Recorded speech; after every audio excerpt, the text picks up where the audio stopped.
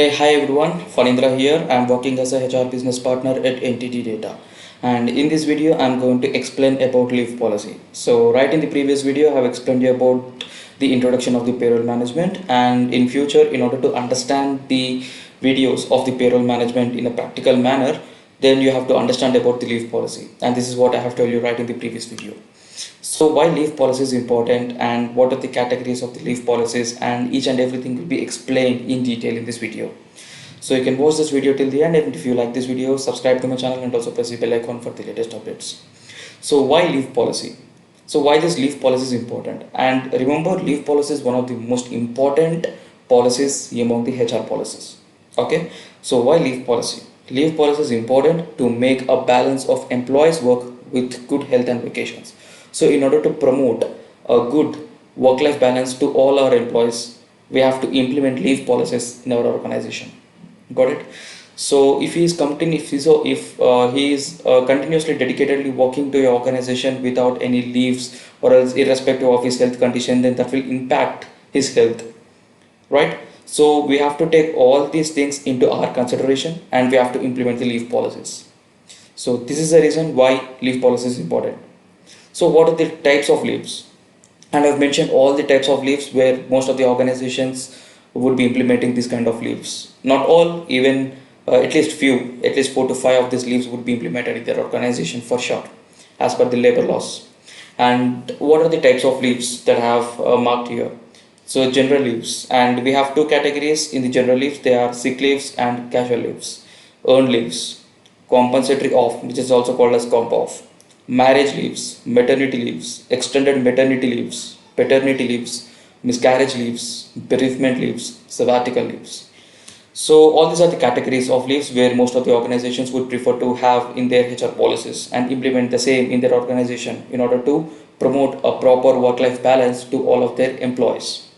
So I will explain about each and every leave in detail. So firstly, let us go ahead with the general leaves.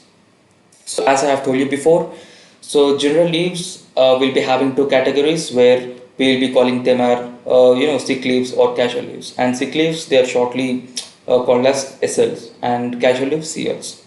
So we have in total of 12 general leaves per year, and we are going to add it on a pro rata basis. What do you mean by this pro rata basis? So for example, if you have joined in the month of January, so usually the leave calendar would be the calendar year, and few organizations would be preferring it for the financial year as well, but most of the organizations would prefer calendar year. So what is the difference between calendar year and financial year? Calendar year in the sense January to December, whereas in the case of financial year, it will be counted from April to March. Got it? So all these leaves would be followed on the basis of calendar year, but not on the financial year. Yes, few organizations would be preferring it on the financial year basis.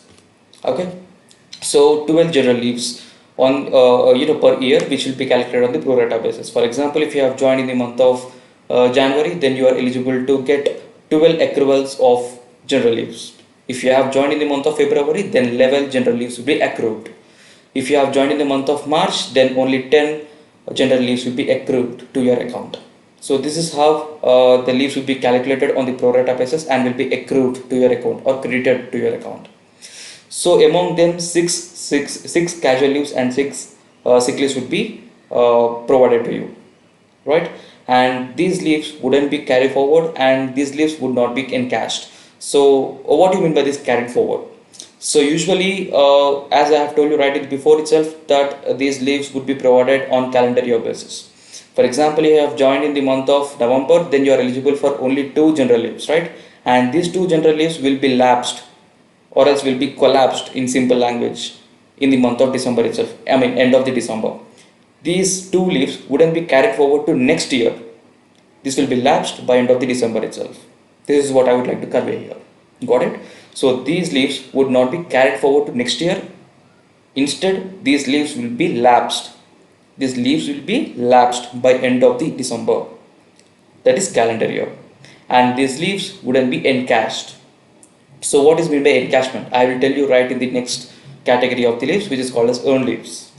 So what do you mean by these earned leaves? So these earned leaves, associate is eligible for 12 earned leaves, and that will be added on the pro rata basis, right? So same as general leaves, For example, if employee is joining in the, if employee is appointed in the year of, in the month of January, then he is eligible to get the crediting of 12 earned leaves, right? And if he is joining in the month of February, then 11 earned leaves. If it is in the month of December, then only one earned leave will be credited to his account. But if you see the difference between the general leaves and the earned leaves, here the general leaves doesn't carry forward, and these leaves can't be encashed. But in the case of earned leaves, these can be carried forward to next year, and these leaves can be encashed. Which means, for example, if you have 12 earned leaves in the current year, these 12 earned leaves will be carried forward to the next year. Which means this 12 years, if you have joined in the month of January, then by the end of December you will be having 12 earned leaves if you have not utilized any of the leave. Okay, then you will be having 12 earned leaves, and all these 12 earned leaves will be carried forward to the next year, right? And if you have been taking the pathways from the organization, then you are eligible for the encashment. But there is an eligibility criteria for that. If you have served the organization at least for an year, then only those earned leaves will be encashed over full and final settlement. Okay, so what is full and final settlement? I have already explained you right in the previous video itself, so you can go there and watch. And the encashment threshold. So what is this encashment threshold? That will be 24. So these earned leaves, usually most of the employees doesn't utilize these earned leaves because they know that these leaves will be carried forward and can be encashed.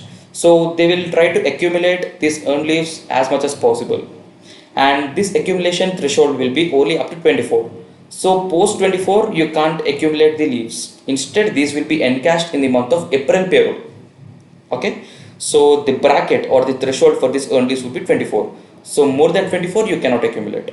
If you are trying to accumulate, then the post 24 earned leaves will be encashed in the April payroll, right? And apart from that, coming to compulsory off, which is the third category of our leaves, and in short it is also called as comp off. So employees who are working on weekends and holidays are eligible to get the comp offs, and most of the people or HRs will get confused of this comp offs and OT. Both are completely different. So comp off, if you are working on weekends and holidays, then it is considered as comp off. But in the case of OT, if you are extending your work hours on the weekdays, that is from Monday to Friday, if you are extending your work hours, that is the labor hours is 9 hours and you are working for 12 hours, then these 3 hours will be considered as overtime. It will not be considered as comp off. But in the case of this compulsory off or comp off, employees, if they are working on weekends, that is Saturdays or Sundays or any public holidays, then they are eligible to get this comp offs, right? And the maximum comp offs that you can be able to credit will be only 12. So most of the organizations, they won't be having even 12. They will be having something around 6 or 7 like that, because most of the organizations would not encourage this comp off because they don't want to encourage their employees to work on weekends. So if you are getting weekends and holidays, it means that you have to spend some time with your family and have a mini vacations, right? And if a company is implementing such kind of policy in the organization, which means indirectly it is encouraging the employees to work on weekends. So just as a normal benefit of an organization, of an employee in the organization, we will be providing you with 12 compulsory offs. That will be the maximum limit. Apart from that, comp offs wouldn't be credited. Even if you are working on the weekends, it is a waste. I mean, it's a wastage which is none of use, and HR wouldn't be approving the comp off if it is exceeding 12 in a year. And these comp offs wouldn't be encashed. So why this comp off wouldn't be encashed? So compensatory off. So the name itself will indicate you off in the sense it is a leave. For example, this will be all this. For example, if you got one comp off, then that will be added into your leave balance. Okay, that will be added into your leave balance. So once that is added into leave balance, you have to utilize within 30 days. Within a month, you have to utilize this comp off. So nevertheless, if you are using this general leaves, it doesn't matter. But if you are using this comp off, that would be great, because if you are struggling on the weekends and you have you have given your best in terms of deliverables to the client or to the customers, and you have served the organization on the weekends, then only you are getting this compulsory off. So you have to utilize within 30 days. So post 30 days, whatever comp off you have whatever comp off you have been credited with will be lapsed, correct? And this is about the comp off. So coming to the next category of leaves, which would be marriage leaves. So every employee, irrespective of their gender, male or female, they are eligible for 5 days of marriage leaves, and these will be weekdays, that is only from Monday to Friday. Okay. So in the calculation wise, the Saturdays and Sundays will be excluded, it wouldn't be included. Okay. And if you are getting married, then you have to utilize these marriage leaves within a month before or after or on marriage, and these marriage leaves will not be carried forward, and these leaves can't be encashed. These marriage leaves are paid leaves. Okay. And you will be paid on gross salary. And the next category of the leaves would be maternity leaves. This is most important, and every organization should have maternity leaves policy. Okay. So in short, it is called as ML. Few organizations would prefer to call it as mat leave. Okay. So only female employees are eligible for mat leaves, and female employee should give 80 days of continuous service to the organization. So if she is giving right from the date of joining, if she is giving 80 days of continuous service to the organization, then only she is eligible to get this or avail this maternity leaves. So for the first and second deliveries, she is eligible for 26 weeks of maternity leaves. If you calculate in terms of days, then it would be 182 days. So in these 26 weeks of leaves, the first 18 weeks of leaves shall be availed on the pre-delivery stage, and the next 8 weeks of leaves should be availed on post-delivery stage of the baby. Got it? And this is only in the case of first and second deliveries. And coming to the third and next other deliveries, you are eligible for only 12 weeks of maternity leaves. So in these 12 weeks of maternity leave, 6 weeks you have to take it on the pre-delivery stage of the baby, and the 6 weeks would be taken, other 6 weeks would be taken on the post-delivery stage of a baby. And this is a paid leave again, and you will be paid on gross salary. And these leaves wouldn't be carried forward, and this wouldn't be encashed. Okay. And the most important point to remember here is, so you will be getting an expected delivery date, right, along with the documents, medical documents. So you have to inform 4 weeks in prior to your manager and HR department, and should take necessary approvals by providing the respective medical documents to the HR department. So why you have to inform to your manager? Because if you are serving any client, irrespective if you are on bench, it doesn't matter. If you are serving to the client, so your deliverables matters a lot.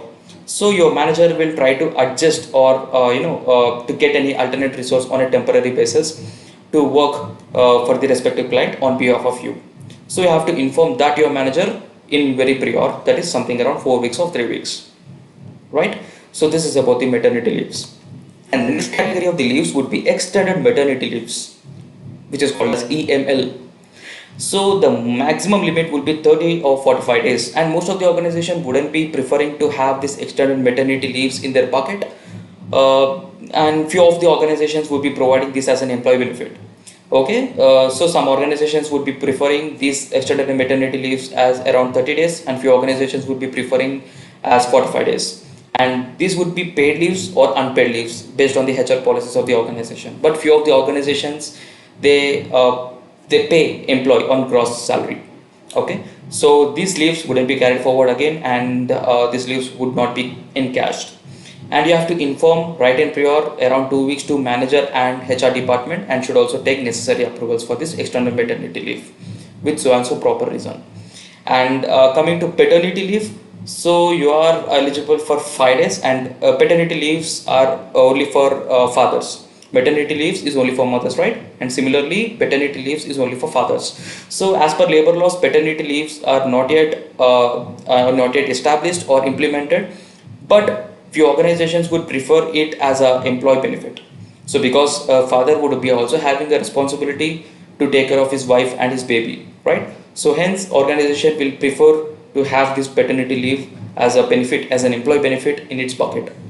So you are eligible for 5 days, including weekends and holidays. Similarly, in the case of extended maternity leave or normal maternity leave, these leaves will be including weekends, that is Saturday and Sundays, and holidays. And coming to the next one, which is employee should utilize within a month after being blessed with a baby, and these leaves wouldn't be carried forward, and these leaves would not be encashed. And the next category of the leaves would be miscarriage leaves.